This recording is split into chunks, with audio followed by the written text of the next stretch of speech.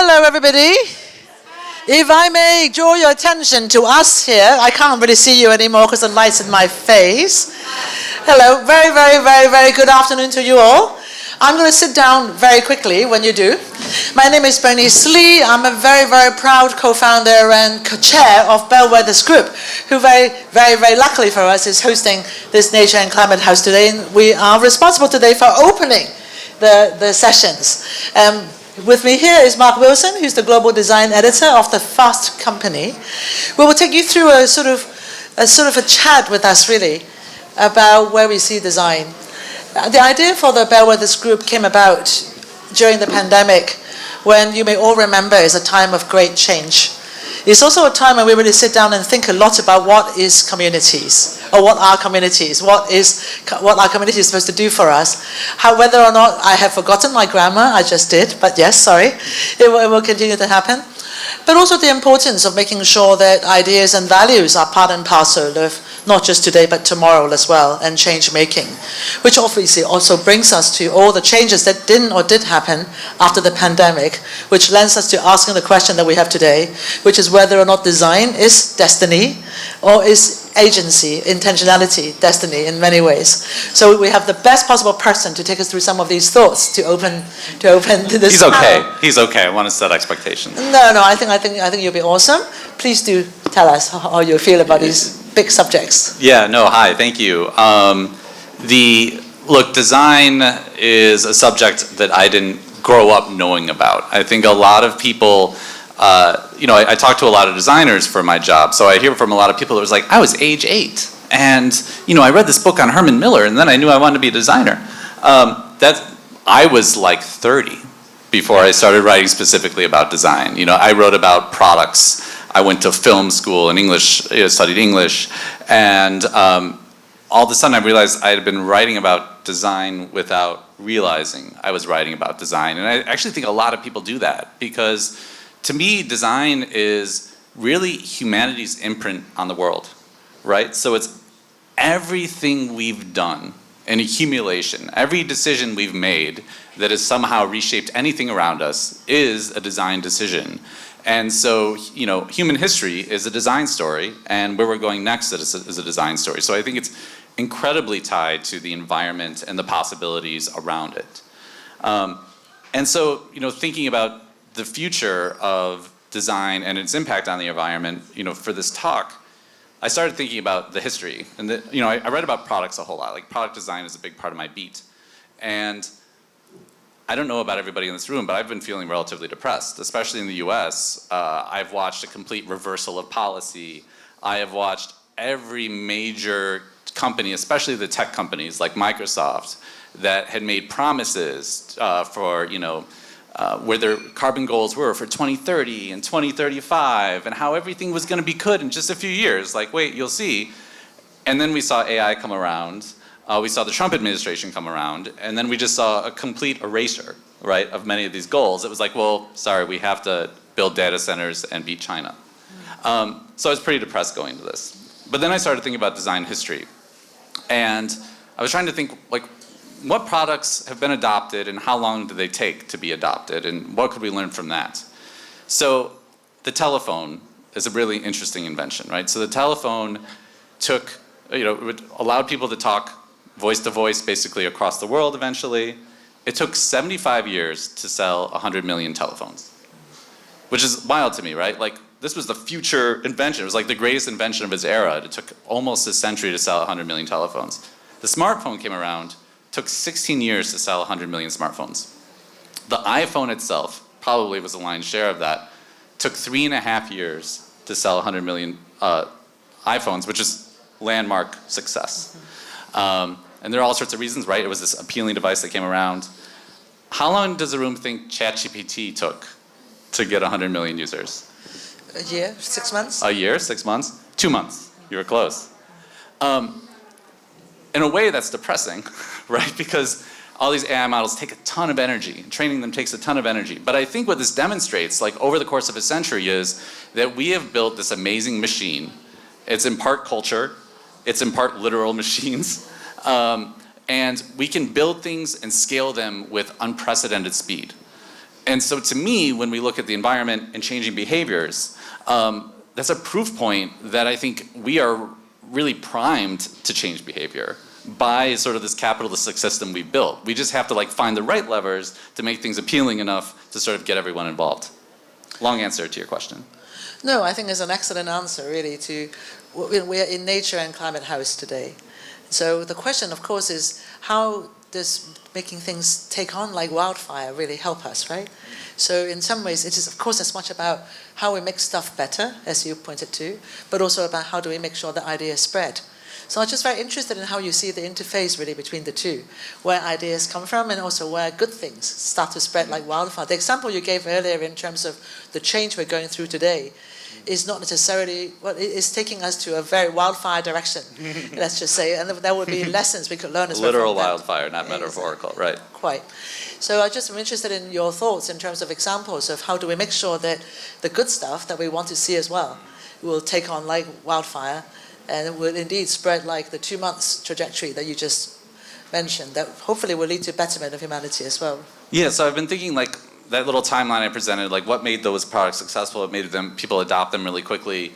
ChatGPT obviously had the easiest because it didn't cost hundreds of dollars. It was basically free to use. It made people's lives arguably a lot easier. It was sort of an amazing little gizmo to play with. But there was another thing I wrote a lot about over the years, which was LED bulbs. And LEDs, I think, are probably dear to some people's hearts in this room, but I'll tell you, as a writer, pitching an editor on writing another story about the LED bulb race in like 2010, it was a tough sell, okay? LED bulbs, though, if we look at, like, they are a huge, huge consumer environmental success story in a way, because in 2010, I believe it's 2010, about 5% of American households had them, right? 15 years later, roughly 50% of American households use them. And the reduction in energy and the reduction in actual sort of used product has dropped dramatically since then.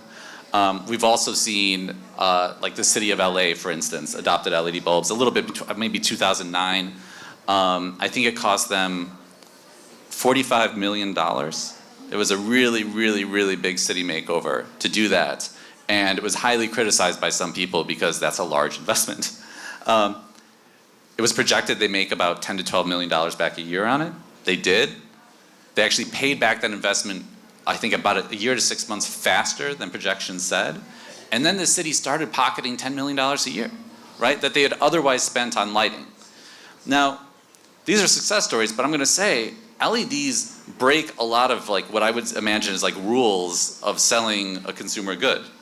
So there's been a lot of criticism about cities like moving like literally blue.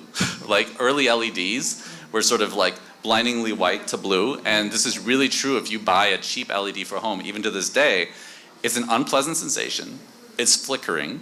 It can like have a really micro flicker that people don't exactly know how to like articulate, but if you feel it, like you just kind of feel like you're in a hospital.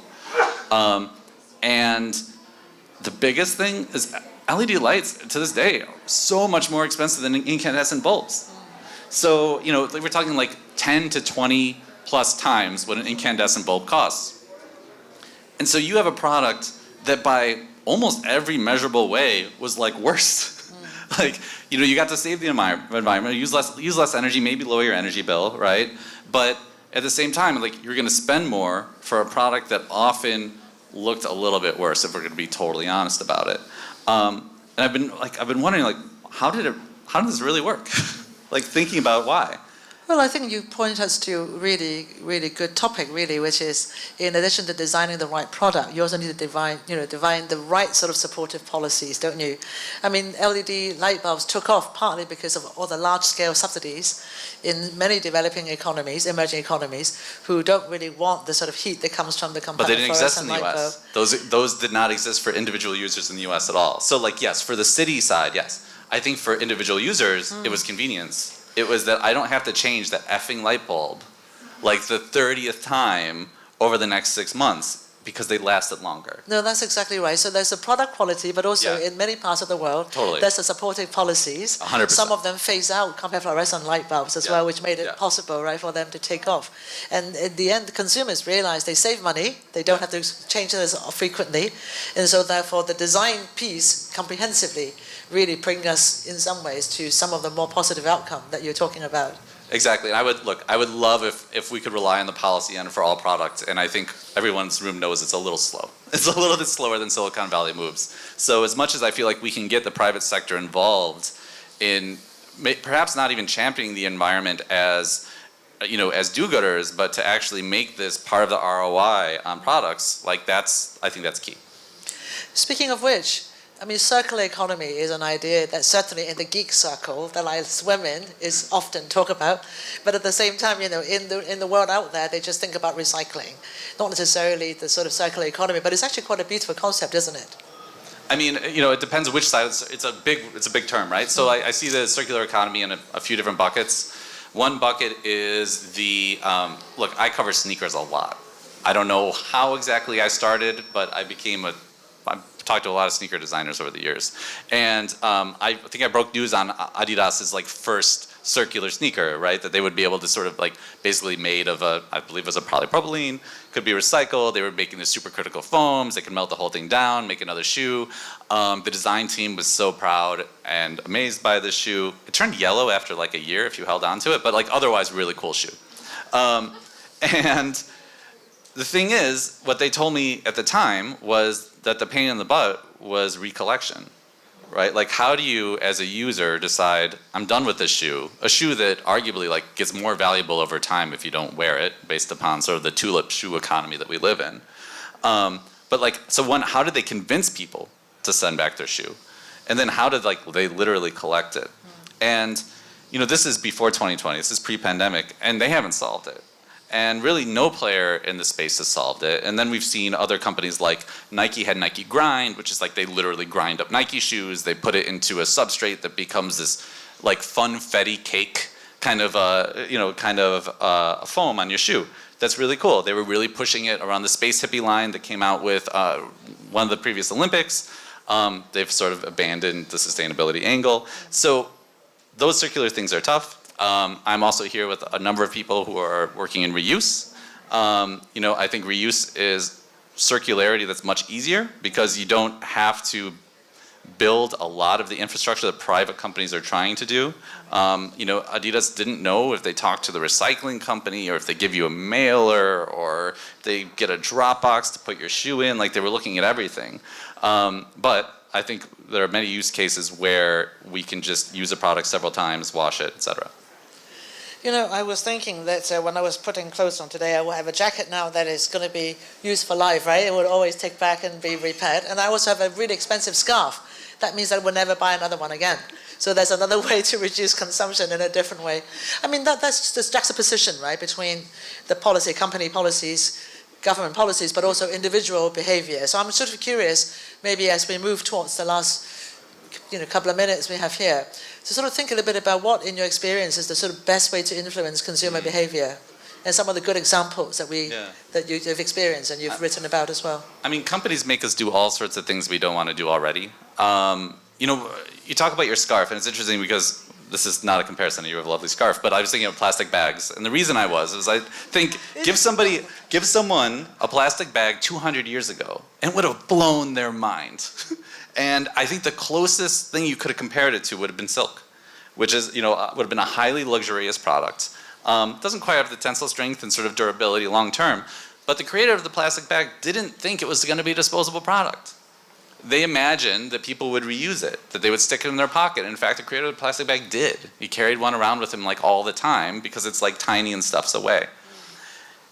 And so to sort of answer this question, we have companies that give us an unlimited amount of plastic bags, and then they tell us hey, don't use them, or we have someone else tell them, hey, don't use them. But there's really no mechanism within that system that makes it a tiny bit more mindful, even the idea that you could reuse the plastic bag that you just took away from the shop, right? And how do you actually spread that idea? I mean, there are a million ways, right? Recycling and the recycling symbol is one of the most successful design stories in history. Of course, it's been co-opted. Of course, there are problems with it.